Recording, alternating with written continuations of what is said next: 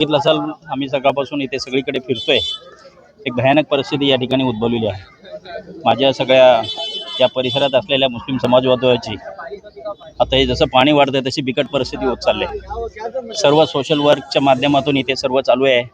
मी पण आमचे मॅनोरिटीचे अध्यक्ष सलीमभाई शेख, जलीलभाई, आमचे गुलाबभाई या सर्वांना कार्यकर्त्यांना बोलून घेतले की आपला देखील शेवटी पक्ष बाजूला, आम्ही जरी काँग्रेसचे कार्यकर्ते असेल, पक्ष बाजूला एक सामाजिक बांधिलकी दृष्टिकोन लक्षात ठेवून ह्या परिसरातील नागरिकांना जी काही मदत लागेल ती पूर्णपणे आपण देण्यासाठी सक्षम आहोत। मी आत्ताच यांना विचारलं कोणाची नागरिकांची जेवणाची, चहापासून जी काही व्यवस्था असेल, मेडिकलची असेल, पाणी असेल, जे काही लागेल जिथे कमी तिथे आम्ही सर्व मंडळी यांच्यासोबत आहोत।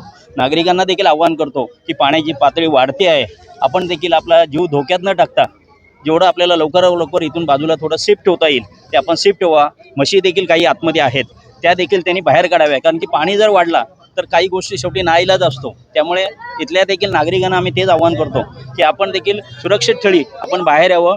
आम्ही सर्व मंडळी तुमच्या सोबत आहोत। त्यामुळे महापालिकेची यंत्रणा देखील आता इथे पोहोचलेली आहे, त्यांनी देखील त्यांच्या पद्धतीने केलेले आहे। काही NGO आलेले आहेत, आम्ही पण काँग्रेसच्या माध्यमातून आम्ही तिथे आलेलो आहोत। जे काही नागरिकांना सहकार्य लागेल आम्ही त्यासाठी देण्यासाठी सक्षम आहोत।